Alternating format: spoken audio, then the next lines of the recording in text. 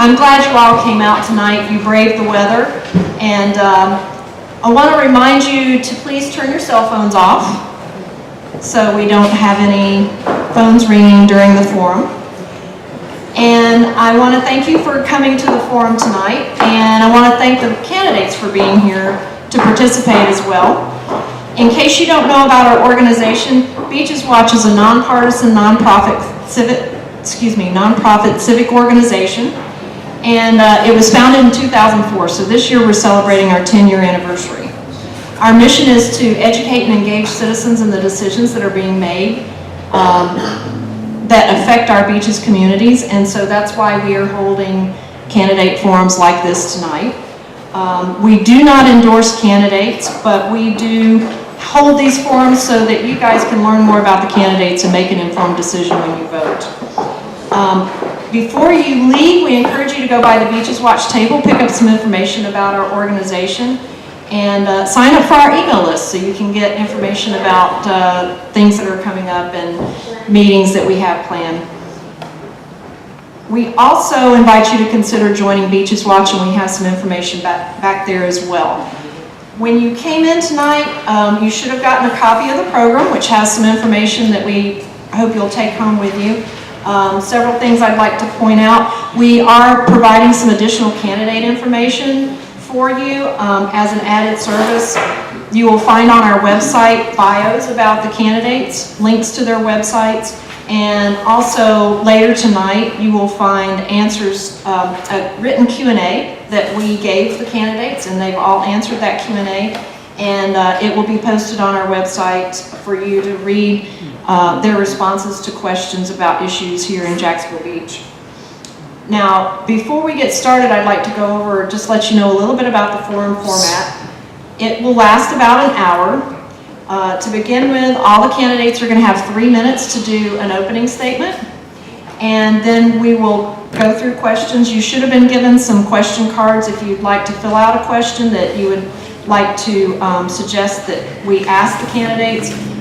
Just please pass it to the middle of the aisle and one of our volunteers will pick it up. We will allow 2 minutes for the candidates to answer the questions, the candidate questions, and we will be rotating the candidates. So no candidate's going to answer a question first every single time. And because we will have limited time, all the questions that you submit may not be asked, but we do encourage you to submit questions if you have any. And then when, once we've asked all the questions of the candidates, we will have closing statements, and the candidates will have 3 minutes for those. And then we encourage you to stay and visit with the candidates, go to their tables at the back of the church here, and pick up their literature and talk to them and ask them any questions that you might like to ask them one-on-one. So to get started, let me introduce you to our candidates tonight. Now, our candidates are running for seat 6, District 3, which is the North District here in Jacksonville Beach. I apologize, I forgot. I knew I was forgetting something and I forgot the district map. And, but anyway, it's basically the Northern District from Beach Boulevard north to Neptune Beach, but it cuts off at the Central Business District, which is a new change. But anyway, so these candidates are running for the Northern District, and they will be on the August 26th primary ballot. So we encourage you to plan to vote either on the 26th or during early voting, which will be August 15th through the 24th. So, first of all, I'd like to introduce our first candidate, which is Lee Buck. And then the next candidate is John Delarno. Here.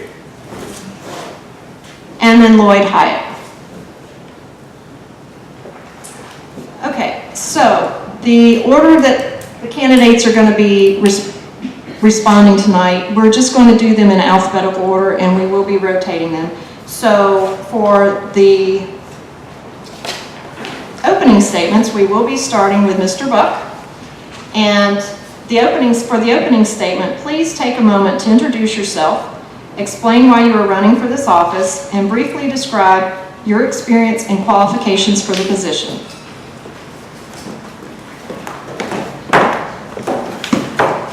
Okay, first of all, I would thank the watch group for having us here tonight and the wonderful job you have done since 2004. I would be remiss if I didn't tell this little story, which my family's familiar with. It was in this very church when I was in the 6th grade that the sermon was from Matthew 7:24, verses 24 through 27.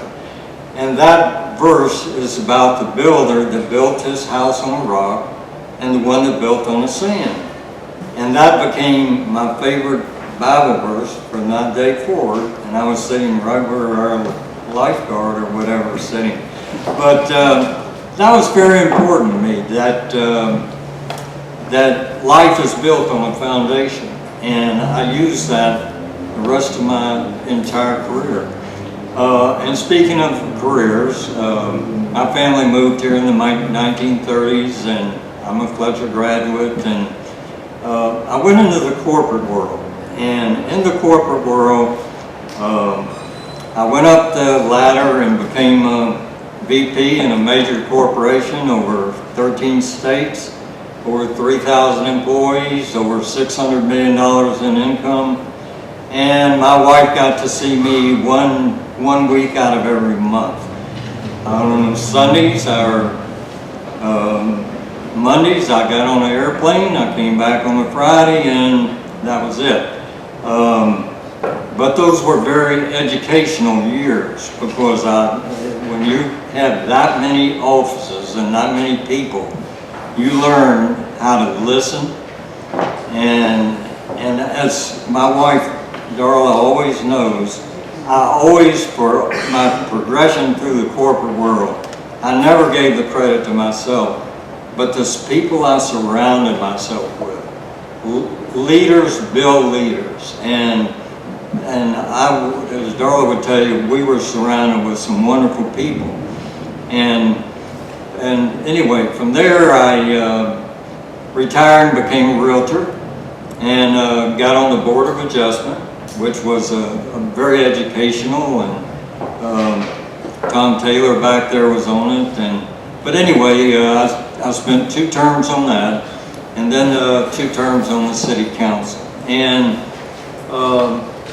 I'm going to finish by saying this, that I just attended budget sessions, and we at the City of Jacksonville Beach, and Bruce Thomason is a retired person, but we have the greatest employees of any city in the United States, and that's based on good leadership and good people. Thank you.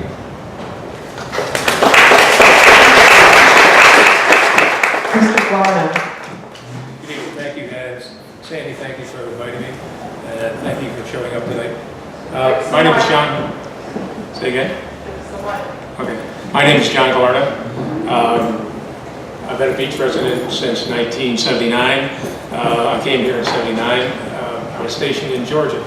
I'm a 22-year Army veteran. I served a majority of my time overseas. Moved my family here in 1987, so I could raise my family here. The reason I'm running is that, frankly, that people ask me to run. They've known my commitment to the community. I have been on the San Pablo School Advisory Council. I've been a Boy Scout leader. And my current passion right now is with the Jacksonville Beach Police Department. I went to the Citizen Police Academy about 7 or 8 years ago and fell in love with it. I volunteer about 1,100, 1,200 hours a year with the police department. And I love it. My reason that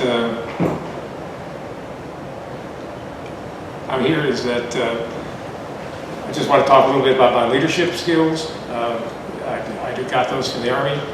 And then after the Army, I went to work at the Naval Aviation Depot over at NAS Jacksonville. And the unique thing about the Naval Aviation Depot is that it's a Navy Working Capital Fund organization. It derives no direct appropriations from the Navy or the federal government. All our revenues are customer revenues, and we deliver a product to the warfighter, mainly aircraft. And one of the unique things about that program is that we have to keep our costs low. And as we keep our costs low, the next year, instead of making a profit, we lower our labor rates and make it more competitive. We've lost contracts to the Air Force. We've lost contracts to the defense community, but we've won a lot of contracts too.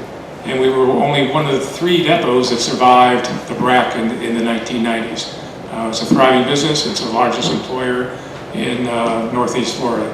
And I'm proud to make my commitment to the national defense when I work there. So you have leadership in the military, you have some business experience with the Naval Aviation Depot, and you have my commitment to this community for over 25 years in my various volunteer activities. Thank you.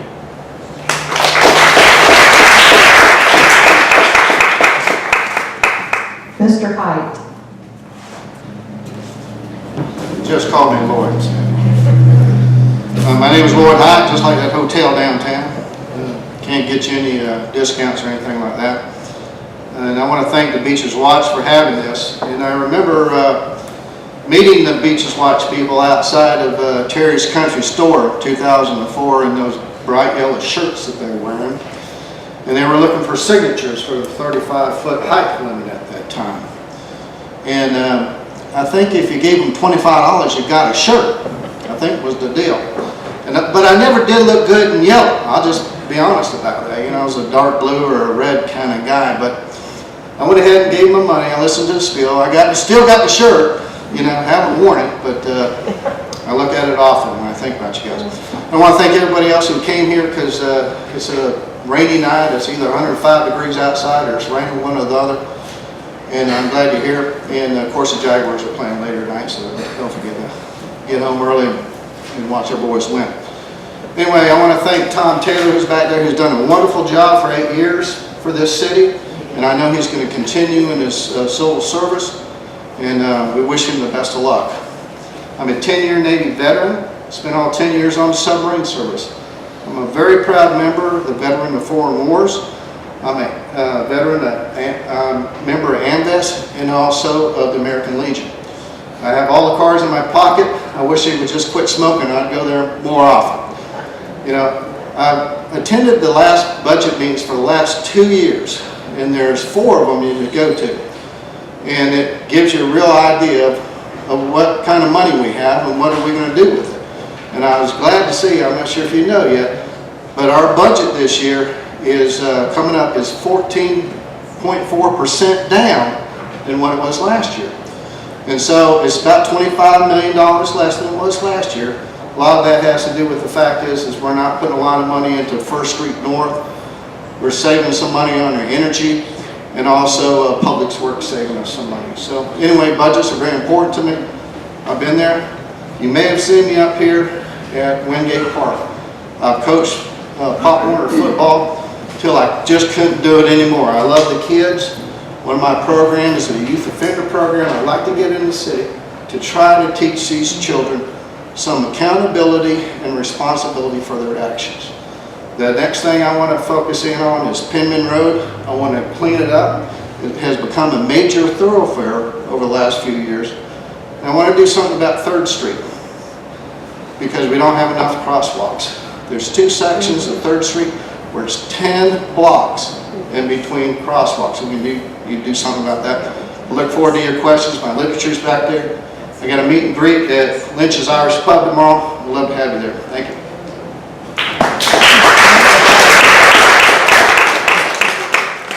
The first question tonight is going to go to Mr. Galarno.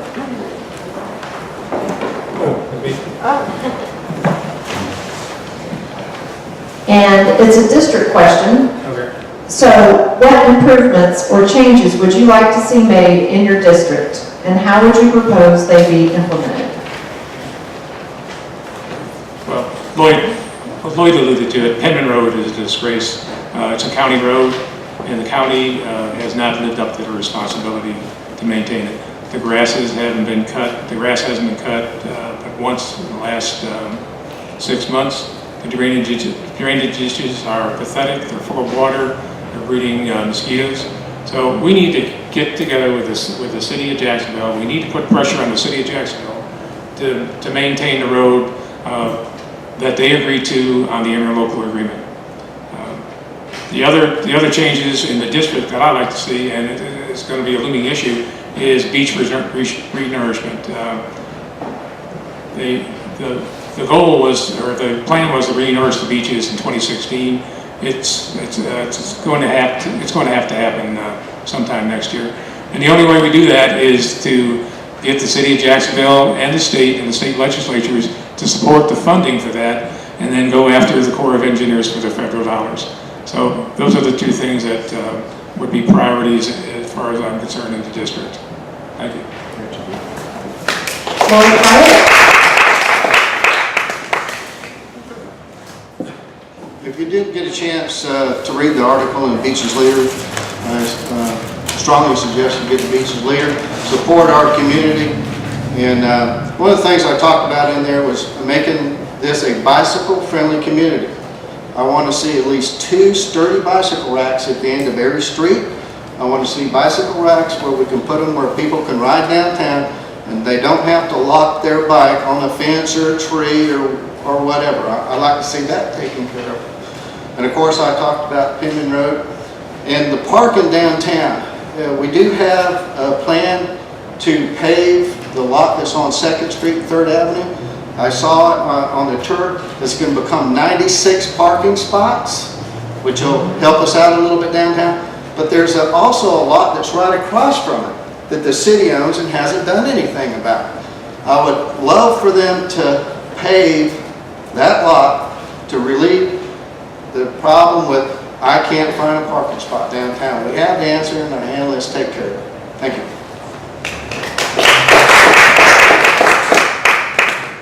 Lee Buck?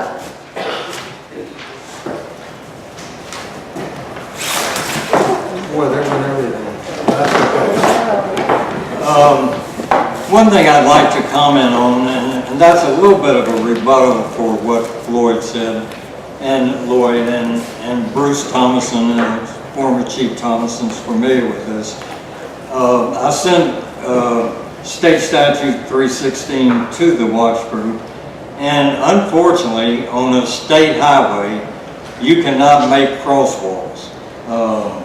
It's nice to think about, but without red lights and crosswalks, as that article from the state will indicate, are actually hazards, more so than if they're not properly looked after. So getting now to the 2 important issues in the district. I've got, again, my wife and 2 daughters and grandkids, and they're all walkers, and they love to walk. And in going through my community, I found that particularly like in the Arden Way, they said the sidewalks are great, but when you got back into the Pinewood area, they said, we love our streets just like they are. The only thing we want to see is improved regular infrastructure over as it deteriorates. So like them, bicycling, walking is 2 of the most important issues you'll find as you survey the your citizens in your district. And then finally, I'd just like to say that the only other option to that was when I went to the Pine Grove section, and in Pine Grove they said, when are you going to get to some new streets here? And we went through the budget session, and I'm pleased to say that that very person is going to get new streets, but he doesn't know it yet. This is budget approved.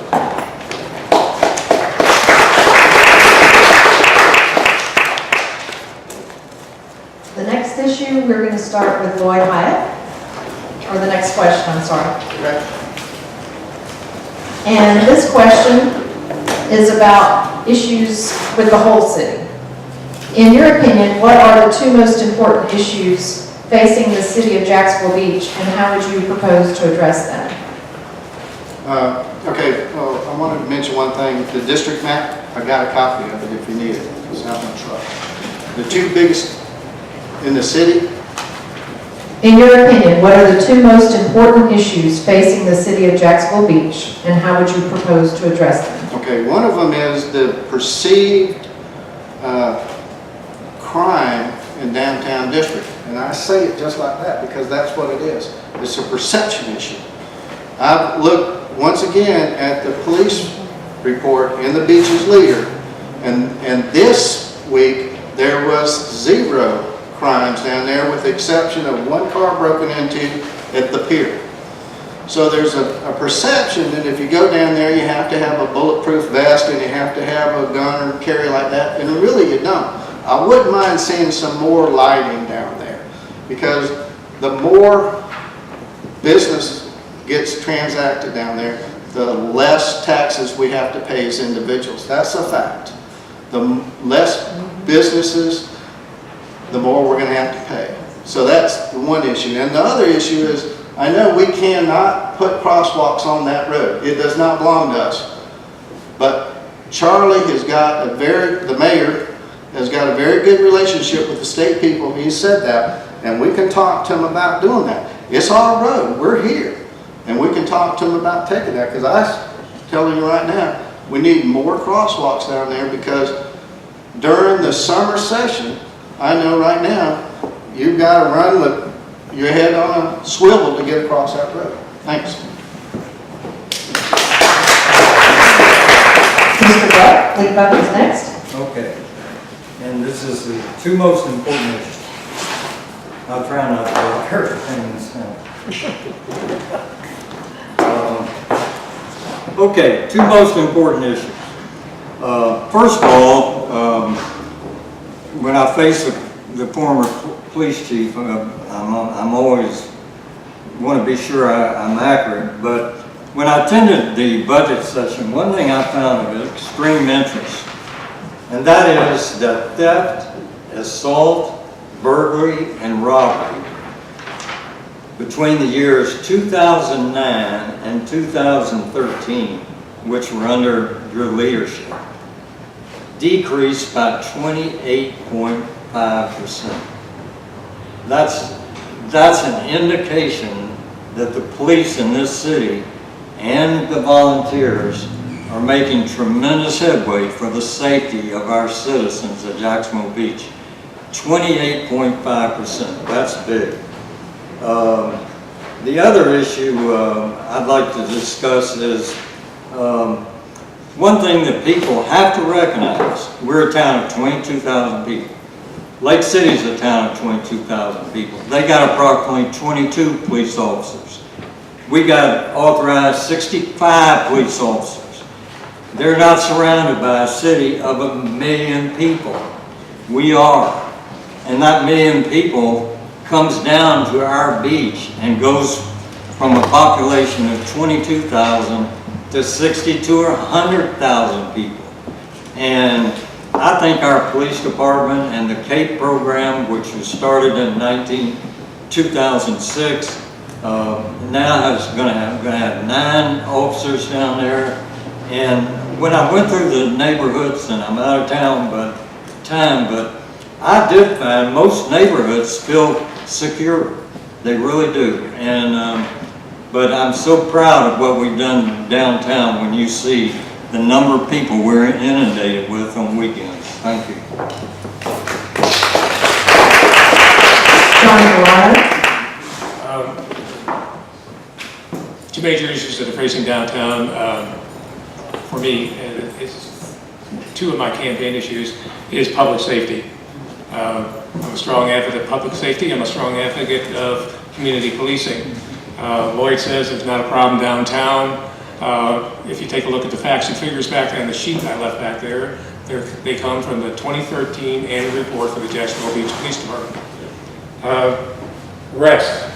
There was 2,220 arrests last year, up from 1,600 the year before. 279 DUIs, up from 149.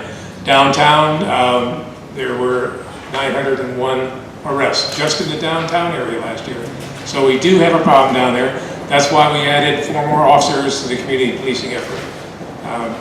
It's a major problem, and it diverts police officers from your community. When they're working downtown, they can't adequately protect the rest of the city. The other problem I have too is that we have a fire department that wants to become part of the Jacksonville Fire Department. The reasons for that are the pay and pension plans. Even though Jacksonville is in such bad shape, they want to become part of the Jacksonville Fire Department. I'm not in favor of that until they can show me that they can offer better or the same fire protection that we have right now. The second issue I have citywide is economic development. We have a beautiful downtown. We've plowed $50 million into the downtown area. In infrastructure, if you read the Beach's Leader article, I called it a sterile environment because there's nothing to do down there. It's picture postcard perfect, and I'm looking for Norman Rockwell. If you remember who Norman Rockwell was, I may have dated myself there. We need to do something about economic development. I want to hire a economic development and marketing coordinator as part of the planning department and bring him in and work to get businesses down here. We have too many vacant stores and too many. My time's up. Sorry. This next question, we're going to start with Lee Buck. Which one? What's the question? Okay, the question is, now this is about an issue that's coming before the City Council on Monday. What is your opinion of the proposed Surfer the Bar project? Do you support approval of the rezoning? Why or why not? Which project? Surfer the Bar. I love that.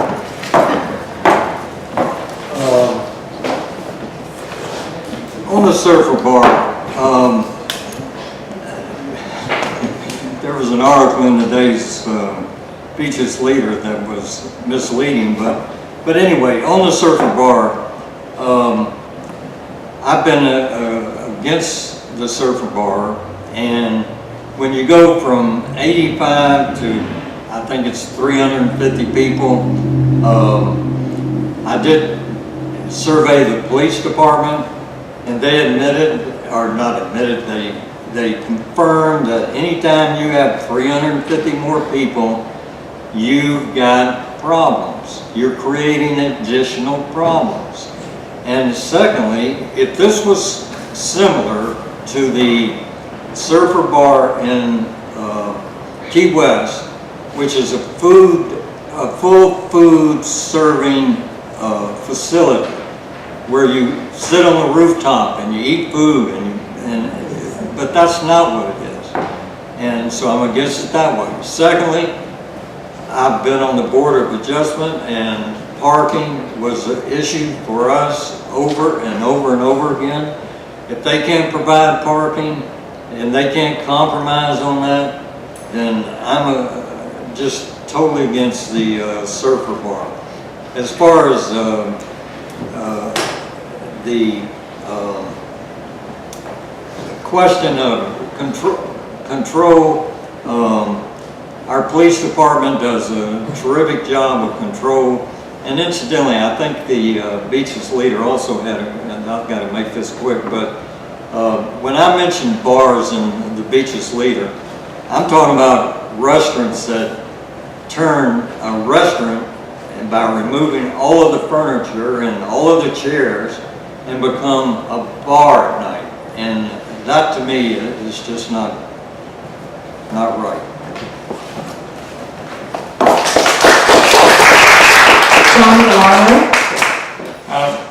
As envisioned right now, and as they proposed at the last City Council meeting, I wouldn't vote for the Surfer Bar either. It's too big, it's got too many people, it doesn't have enough parking. We have a process in the City of Jacksonville Beach where you can go before the Board of Adjustment, the Planning Commission, to get variances. What they're asking for is just too much of a variance. I've been I prefer to give variances for small projects and small variances. I'll give you an example. There was a gentleman from Atlanta that wanted to open a restaurant right down the street here where Sawyer Gas is right now. He needed 53 parking spots. He was going to have 2. That's a 2,600% variance. That's crazy. So I was opposed to that. I spoke out against that. I think whatever comes in Mango's is going to still be a bar. There's a bar license there, or a liquor license there. Liquor licenses run about $500,000. So that liquor license is not going to move out of Jacksonville Beach. It's just crazy to think that's going to happen. I think they need to scale the project down and limit it. The other problem too is that Lee talks about restaurants in name only. 2 or 3 or 4 years ago, we passed an alcohol ordinance. And the police department is actively involved in ensuring that they serve 51% food. That's a requirement that they signed up for. That's a requirement they have to meet. You have to be generating 51% of your revenue from food sales. A lot of those restaurants down there are not doing it. We need to close those people down at the midnight hour as a penalty until they comply with the city ordinance. Thank you.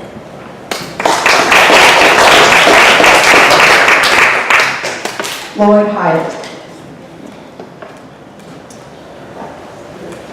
I want to try to stay away from making a decision on that.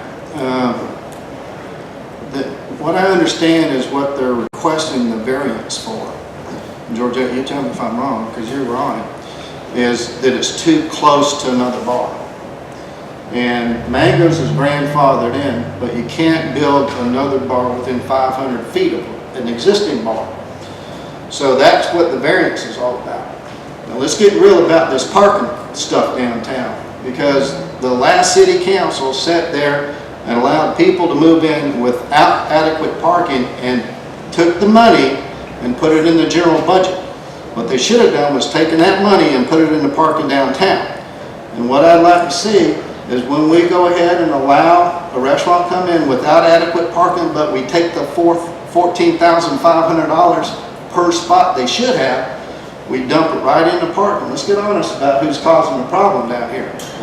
But if it was called Surfer the Eatery, we may not have the problem. But looking at it right now, I would talk to a couple of the business people down there, like Nicola and those people. And if they said it was okay, I'd vote yes for it. That's my answer right there. Thank you. Okay, the next question, we're going to start with John Villarno. And since we've already had a little bit of discussion about parking with regard to the Surfer project, this is going to be a parking question. During the peak months, parking is a big problem in Jacksonville Beach. What do you support to address the parking issues? Parking has always been a problem in Jacksonville Beach. And if you added 1,000 lots today, there'd still be a parking problem in Jacksonville Beach. There's too much demand and not enough parking spots. Several years ago, I'm going to say 4 or 5 years ago, we paid $4.9 million for the lot that's east or west of the Ritz that we're now going to turn into a paved parking lot with 96 spaces. Do the math on that. It ends up being that each spot is going to cost about $55,000. It's crazy. At the same time, 2 years ago, we passed that ordinance that Lloyd talked about, where in lieu of providing parking, you would pay the city a fee for a parking spot. And that fee was to go to build that parking garage. I support a parking garage downtown. I think we need it. The other thing a parking garage does for you, it opens up spaces on First Street for development. I would rather see on First Street a business, a retail, than I would rather see a parking lot there. It's crazy to have parking lots on First Street. Paid parking right now is in the 3 lots downtown. It's during the summer months. It is a success. We charge $5. The parking lots have been tweaked to where they're clean, they're protected. You can feel safe in those parking lots. you can walk through those parking lots at any time of night and feel safe because there is a police presence down there. So I'm in favor of keeping paid parking the way it is. I don't want to expand it until we get to a point where we have a parking garage. If you've been to St. Augustine lately, they have a beautiful facility down there that is off to the side of town center. They have a beautiful facility, so I'm in favor of parking garage. The other thing too, I want to mention, one time, just last year, there was a proposal to make paid parking in parking lot, the oceanfront lot. I spoke out against that. We shouldn't have any paid parking in parking lots.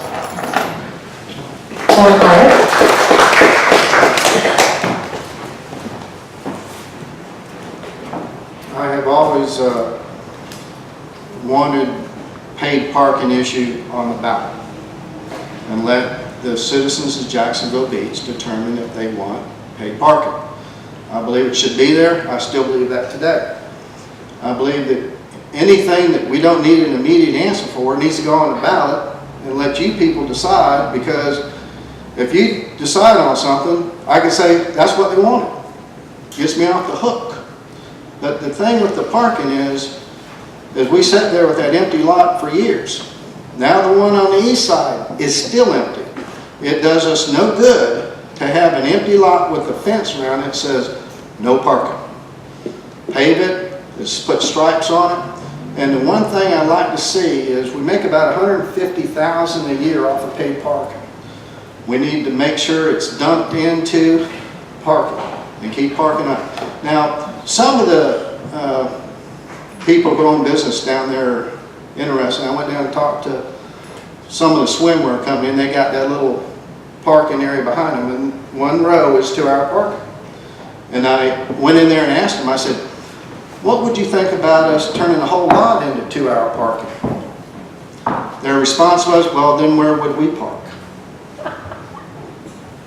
So anyway, some people like 2-hour parking, some don't like 2-hour parking. I think right now, although I wasn't in favor of paid parking, I think it does provide a safe environment for your vehicle, and thank you.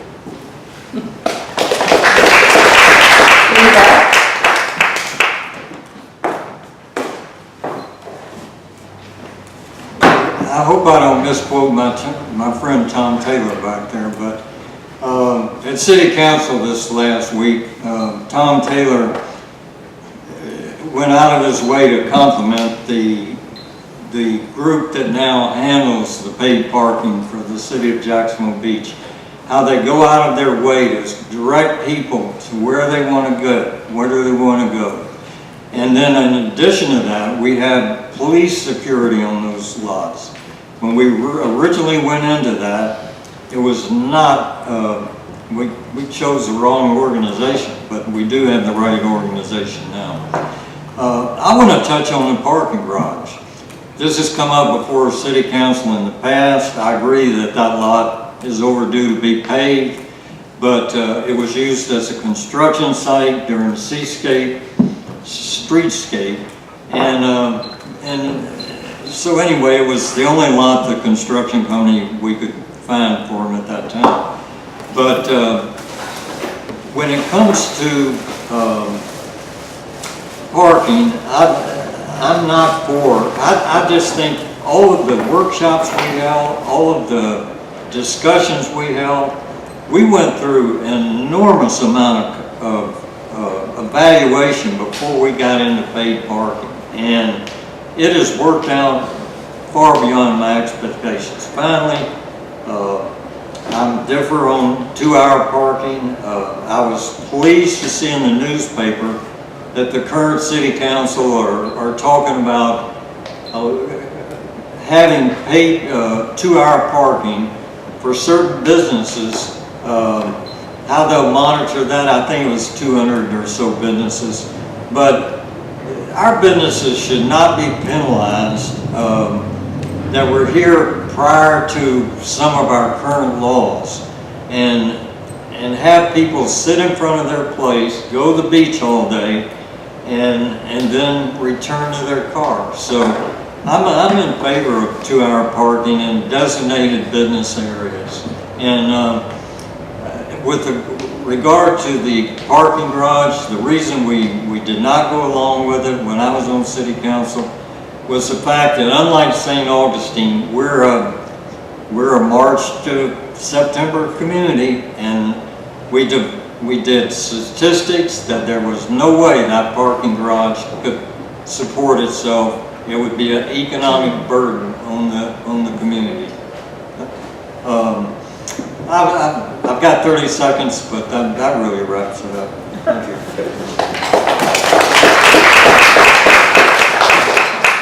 This next question, we're going to start with Lloyd Hyatt. I just said one.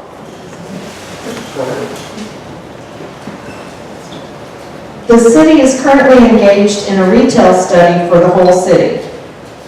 What kind of businesses would you like to see come to Jacksonville Beach and why? If you were at that last report that guy made, I see some of you laughing out there. When he said we needed another auto parts store, I almost left right then and there. And it's just like, I don't think we need another auto parts place. I think he recommended 2 grocery stores, total of 60,000 square feet, and he ordered an auto parts place. And I'm not sure if I need to see any more businesses out here. I'd love to have more of the the Sun Delis and the Deli Combs and those kind of places out there. But I'm pretty happy with what we have right here. I don't see no need for any big business. We know we got Trader Joe's coming in down there. I don't want a Walmart on this side of the ditch. I don't want that down here. So I'm pretty happy. But I want to tell you, I love the fact that we can allow the businesses to be market driven. If a guy thinks he can make some money, let him give it a shot. Let's not force any businesses down here. So about the study itself, Sandy, I'll just be honest with you, I just wasn't impressed. But hey, we listened to it, and I'm looking forward to the downtown assessment when I think it happens in a couple weeks. Thank you. Linda, you're next. These come around fast. During the budget session, one of the key items that was just discussed during the budget session, and the city council appeared to agree with that, and that is if we want to have a viable city, then we've got to have a clean city. We got to have clean restrooms. We got to keep Latham Park clean. We've got to keep our parks clean. We have some of the best park systems in all of Duval County, and they're well utilized. When I was doing door knocking, the one thing I agree with Lloyd, I won't call him this time. I agree with Lloyd. My first impression was not the same as with Glad and Jackson on that initial presentation. But the point I try to get across is anytime you have a consultant, you can always fire them, but consultants I use throughout my business career, and consultants are there to to make your brain work. And his brain didn't work exactly like mine either. But Jacksonville Beach can become a hospitality center. The lady I knocked on her door the other day that wrote in a newspaper, she said, "You are joking yourself if you think this can ever become a hospitality center." I disagreed with her. I did not win. But we can become a hospitality center. We can draw ice cream parlors and candy stores and places where I compliment John McGowan on the art walk. I think that's fantastic. I think he's done a great job on that. We need more of that type of thing. And the other thing that the citizens complimented me the most on was our Christmas lifeguard. And we're going to enhance that this year, and we need more of that type of thing. Thank you. John Delano. Yeah, the retail study was an interesting thing with the guy from Alabama coming here. You have to look at that firm. They've had quite a bit of success out in Alabama. rebuilding a town that was blown down by a tornado. So luckily that hasn't happened to us. But when they say that we need there's a gap of $53 million and we need two 60,000 square foot grocery stores, it's not going to happen. I asked the guy, did he count the $28 million that is spent at Mayport Commissary in filling that gap, and he could not give you that answer. There are people in Jacksonville Beach right now who drive all the way over to NH Jacksonville to buy at that commissary because it's the 15th largest commissary in the defense system, and it's got sales of roughly $90 million.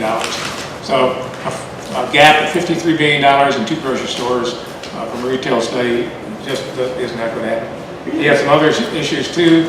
He did mention some healthcare facilities, and I would be in favor of doing that. We have a medical facility being built between 2nd and 3rd Street right now. But I'd like to see more mixed-use development downtown.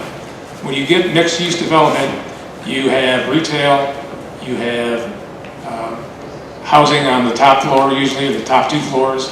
I'd like to see mini metros downtown where you have businesses, housing, condos, and retail on the 1st floor. That gives you a mixture of people, and that mixture will feed on itself by circulating around. The merchants have to eat somewhere. The retailers just feed on the entertainment and dining sector. So I think we need a lot more mixed-use development downtown, as well as professional services. Again, the backbone of Jacksonville Beach right now is not big business, it is small business. Thank you. For this next question, we're going to start with Lee Buck. This is on the sign ordinance. Which one? No, this question is, the city of Jacksonville Beach strives to be business-friendly, resident-friendly, and visitor-friendly. What specific plans would you recommend to ensure all these interests are balanced?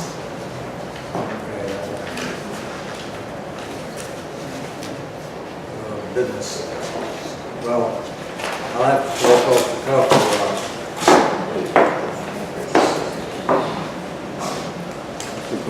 Business. Would you like me to repeat the question? Yeah, just one more time, and I'll just answer it off the cuff. The city of Jacksonville Beach strives to be business-friendly, resident-friendly, and visitor-friendly.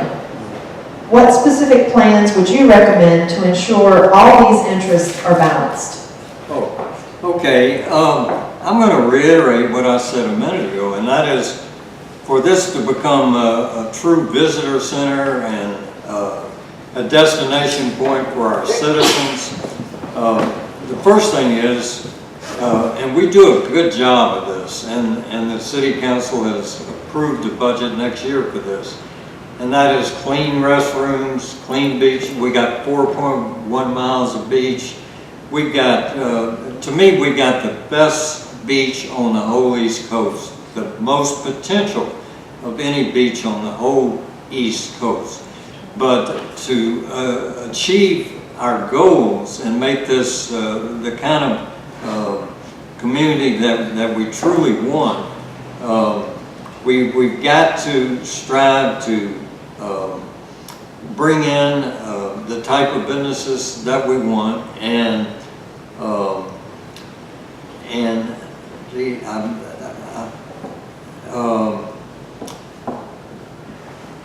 I'm just going to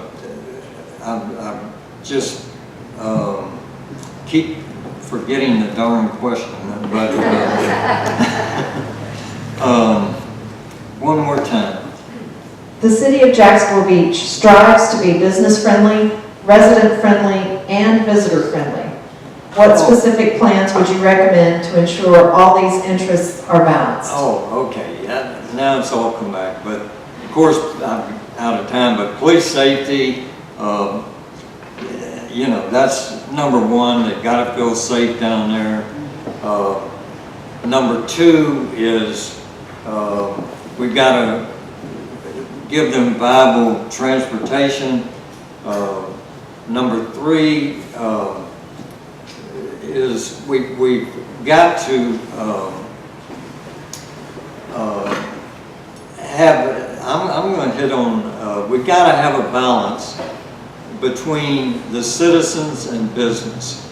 And right now, often, citizens and business are not always on the same page. And in my opinion, we need workshops to bring the citizens and businesses together to develop the kind of beach and city that we really want. John Valano? Business friendly, what are the things? Business friendly?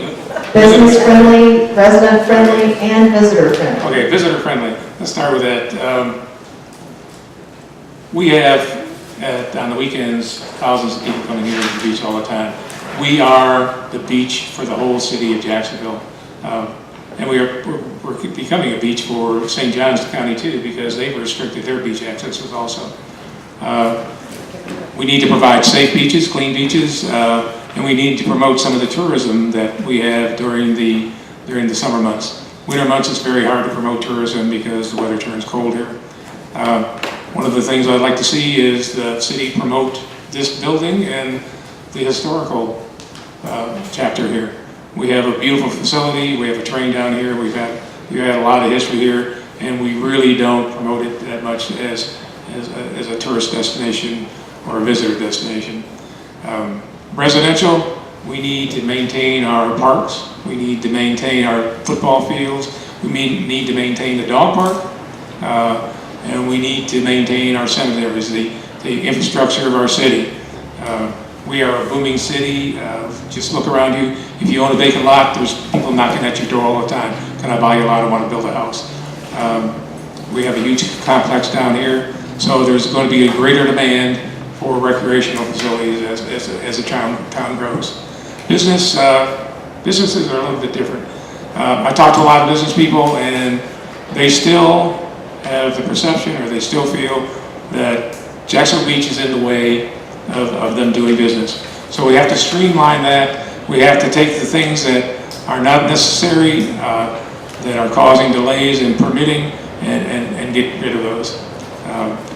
We need some balance throughout the city, and that's the way to do it. Thanks.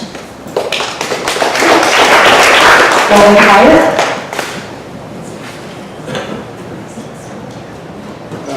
I think what we should do is limit the number of visitors and make them spend X amount of dollars, and that would make the residents happy. Can we do that? You know, you can't come in till one comes out. Can we do that kind of stuff? It's a tough balance, it really is. And it goes hand in hand with us trying to make Jacksonville Beach the best. Because when you make it the best, everybody wants to come. And then when everybody wants to come, the people who live in Jacksonville Beach don't want to go there because everybody's there. You know, and it's a tough one, you know, and I don't know for you, but sometimes the favorite time of the beach for me is in November and December, you know, when there's nobody here, you know, but, you know, at the same time, you can go get a seat as soon as you walk into Campeche Day in November. You know, in June you can't. You know, so it has its ups and downs, and you know, I think right now we're doing real well. I'd like to see how this finished apartment complex is going to affect Beach Boulevard, because we still got some issues there. The old Wendy's and the barbecue place. Remember that barbecue place right there? And I think that once that place gets in there, we'll start seeing those properties improve. And so right now, I think we're on our way to doing it right. I mean, we've got another development going in on South Parkway, and that's going to help down there drive the businesses. And I just got 30 seconds now. Thank you. The next question, we're going to start with John Vallarno. About time. Would you make any improvements in the way the city government communicates with its various constituents? Please explain your answer. Well, we can post "Townie Go Home" signs all over town. Does that work? Will that work away? Yeah. Okay. Communication with the citizens. Eventually, we're going to video stream the the city council meetings. I think that's a great idea if it's cost effective and we can get a count of the number of people that are using that service. I think it's an added benefit to the citizens. It also helps the city employees who aren't able to attend because they've just got home from work. They can see what's going on in the city. Video streaming or even recording those sessions would be a benefit to the city.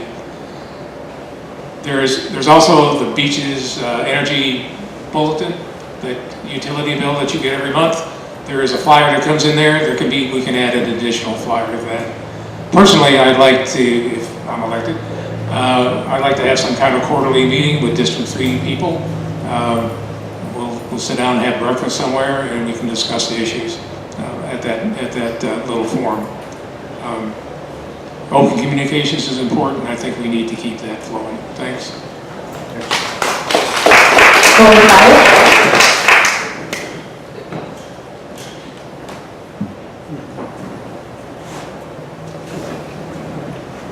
I agree with John about the fact that we can do something with the energy bill that we get. Seems very reasonable energy bill that we get. And I don't think there's anything wrong with them sending something out and say, please dial this number here, hit 1 for yes, hit 2 for no, and give every person a vote and have it tally in that way. I know that we're talking about the podcast or a local TV station to do that. I think that's great. I mean, I love asking questions because I know that if I'm going to be effective as a city council person, I've got to have your input. You know, one of my favorite questions I ask anybody, if you had a magic wand, you could do one thing in Jacksonville Beach, what would you do? And that's my favorite question. I love the people who hesitate because that tells me we're heading in the right direction. If somebody comes out, boom, boom, right off the bat, you know, I listen very hard. So anyway, I think that podcasts and the TV stations are on their way. We've talked about it and use the energy bill.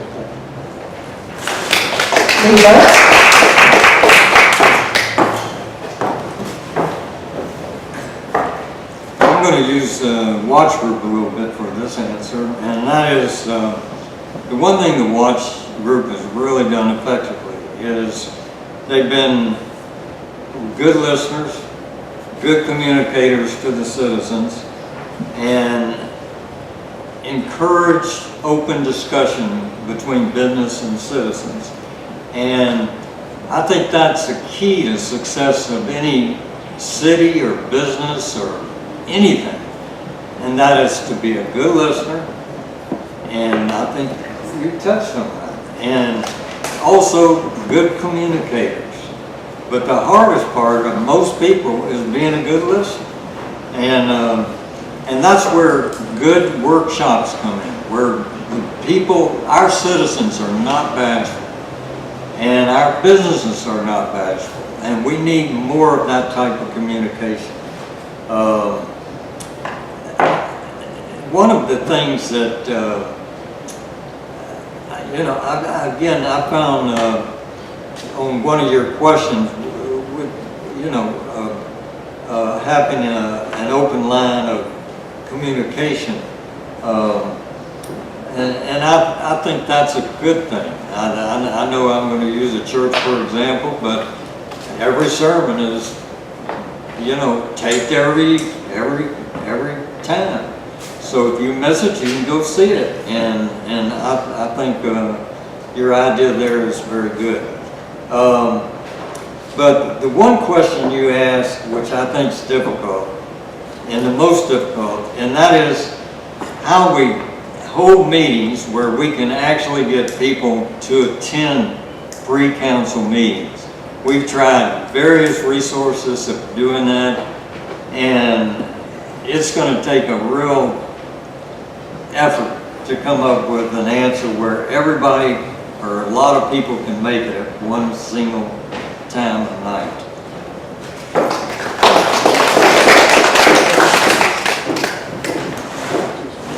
Okay, I'm sure everyone's tired of sitting here in the pews, so we're going to be wrapping up with closing statements. But before we do, I just wanted to take a brief minute to say some thank yous. I want to thank Chris Hoffman and the Beaches Museum for allowing us to use this beautiful space today and for setting it up for us. It's turned out to be a really great place for the forum, and we thank you very much. And I also want to thank the Beaches Watch volunteers who have helped with organizing this forum and helped us with the forum tonight as well. Tonight's forum is being recorded by video, and we will be putting it on our website, so we hope that if you know someone who wasn't able to be here tonight, that you'll tell them about it so that they can at least hear what the candidates have to say and then make an informed decision when they vote. So I would also like to remind you that voting is August 26th, and you can also early vote August 15th through the 24th. And we'll go ahead and get started with closing statements, and the candidate who will start the closing statements will be Lloyd Hyatt.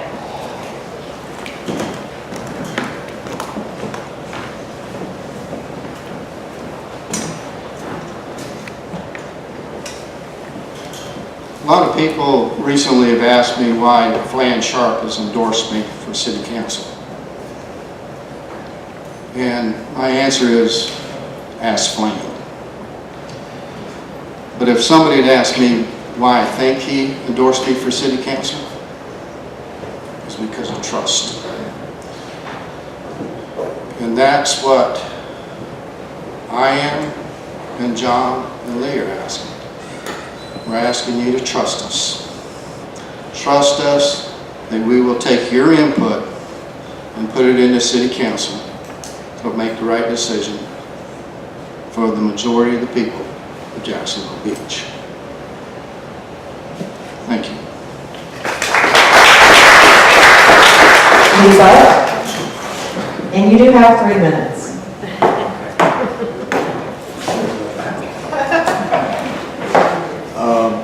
One thing I'd like to put to bed tonight, and this is not a criticism because I'm sure that Lloyd was simply making an evaluation, but I found out prior to today's article in the Beaches Leader, which I quote, I call the city of Jax Beach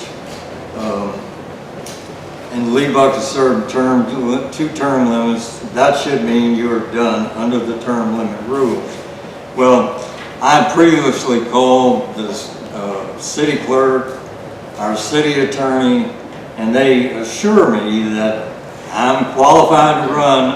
Otherwise, I've spent a lot of walking and a lot of time, and I think we should put that one to bed because I'm eligible. Another issue that's come up is our tax base. You know, I went through that, and from 2005 through 2007, I'm going to round these off, our taxes were 3.9 mils. From 2008 to 2010, 3.2 mils, a drop of 7. Why was that? Because we got more revenue from housing. And then from 2011 to 2014, it went up to 4.1. And now we dropped it back to 3.9. But the real illustration that you've got to hear is a property values are up 6.5%. The median price of a house, $22,669, less homestead of $50,000, $172,669. The property taxes are $3,602. Jacksonville Beach receives 20% of that, $720, which amounts to $60 a month. Jacksonville, the school board gets 45%, Jacksonville 33%. You are paying $60 a month on the average value of a house in Jacksonville Beach. How many people don't pay over $100 for their internet or whatever?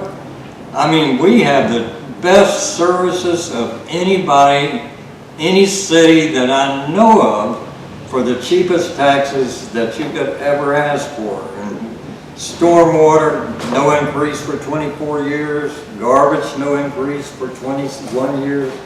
So anyway, we handle it by cutting staffing 8.4% when things were bad. We reduced budget 22%. We got a great city, great staffs, and you're not paying the taxes that some of you think you might be paying.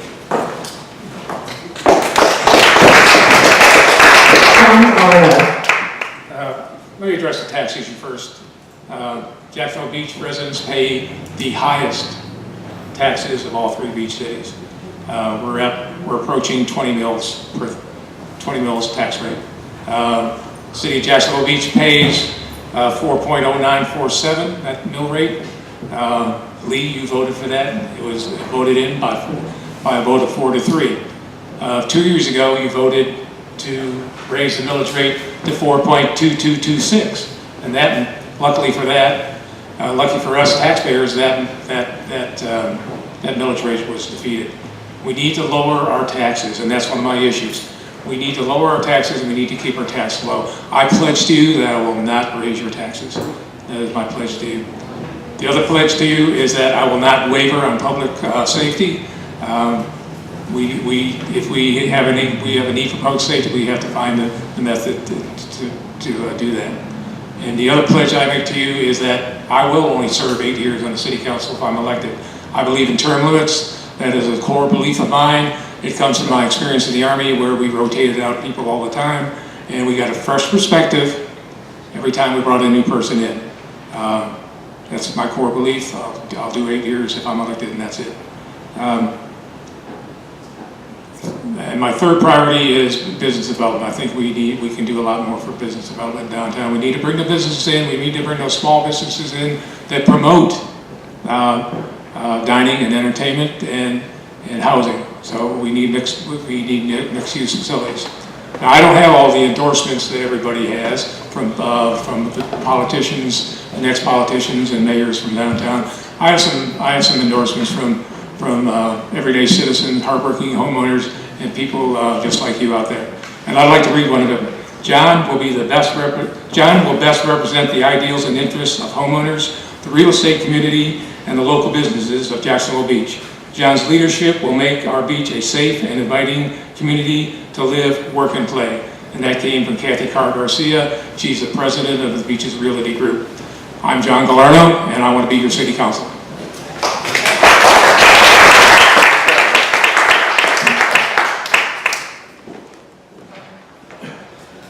So please join me in thanking these candidates for everything that they're doing, for running, for being here tonight, and for wanting to represent us on City Council.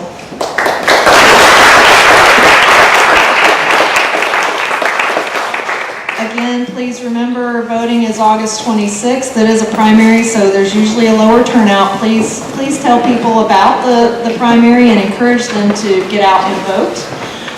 Early voting is the 15th through the 24th as well, if you want to do that. And I would encourage you, as I mentioned at the beginning, to stay and talk with these candidates. We have limited time for the forum, but we would love for you to talk with them one-on-one and ask them questions that you may have that didn't get answered tonight. So thank you again for coming out tonight, and go Jags!